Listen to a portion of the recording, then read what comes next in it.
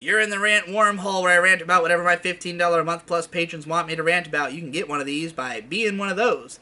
This one is for Blood Clone, who says, rant about the fall of the MLP community slash fall of interest for MLP in general. I think it's just kind of inevitable. I mean, people fall out of interest with stuff, and it was always a pretty niche franchise or fan base, and I think a lot of people were in it more for the community aspect than for the show itself. And when that happens, inevitably, if you're getting into something because you want to make friends, then you can easily make those friends and then not have to care about the thing anymore. If you're getting into it because you want a sense of community, well, that's only going to last as long as the community remains engaging and fun. It's going to get repetitive talking about the same show all the time forever. And the show doesn't necessarily hold up in quality. I mean, that's debatable. There are some people who say it's still good. You know, Jesse and Hippo did the Pony cast because they still enjoy it. But personally, for me, by the end of season 4, I didn't particularly give a shit anymore. Like, not to say that the show was terrible or anything. I think there was a lot of great episodes in season 4, but just like participating in the fandom was no longer appealing to me.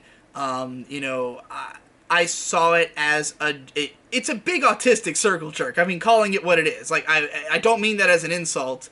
I was a part of it. You know, I am every bit as guilty of anything you could accuse the bronies of as I might say.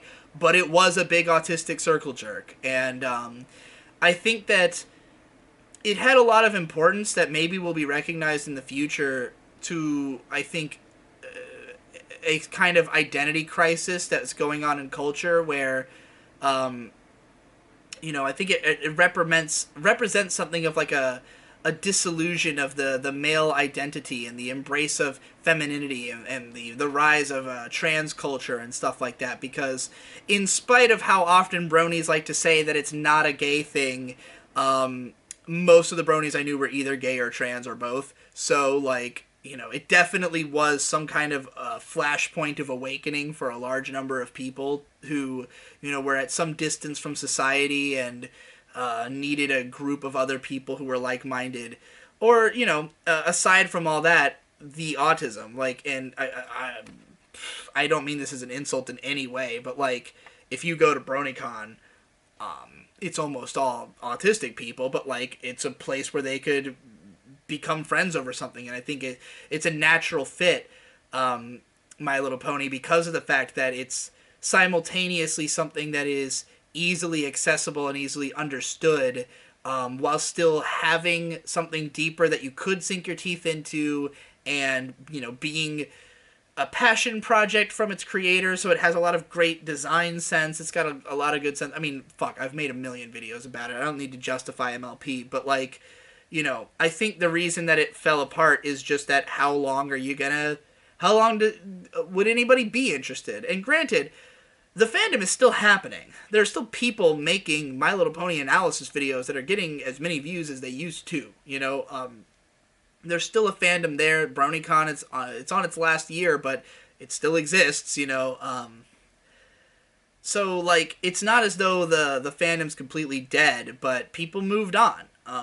It was no longer the new hotness. It lasted a good 4 years or so in the spotlight.